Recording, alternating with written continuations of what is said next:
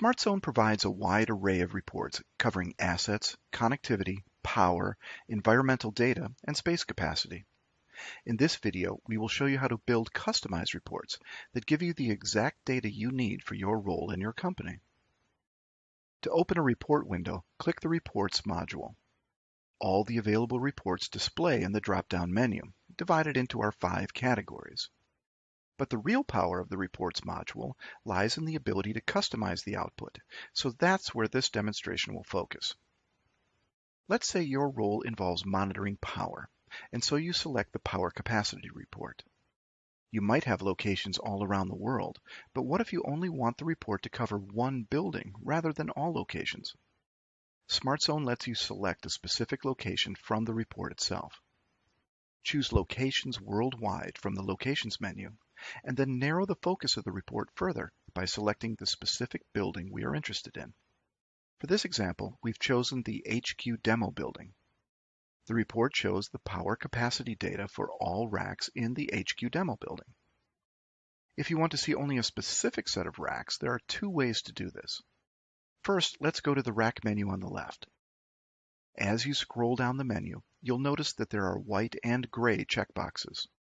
The white checkboxes indicate that the rack is within the dataset.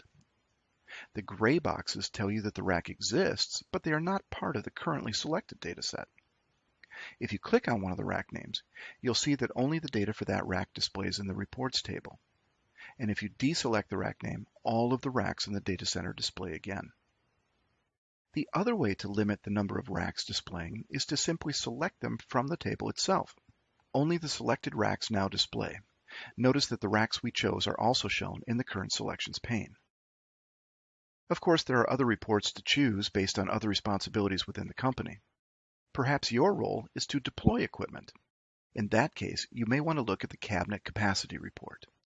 This report shows information important to your role of deploying assets, such as total rack units, the number of servers connected to the cabinet, free rack units, and contiguous free rack units. It's also important to understand that these are not just screen reports. If you need to bring data, say, to a budget meeting or to a steering committee, these reports can be formatted and printed, and you can also export them into Excel for easy inclusion in all of your presentations. Now, let's demonstrate how to specify a location for a report using the Infrastructure module. To begin, click the Infrastructure module button. In this example, we'll choose to look at data only in the USA Demo Data Center.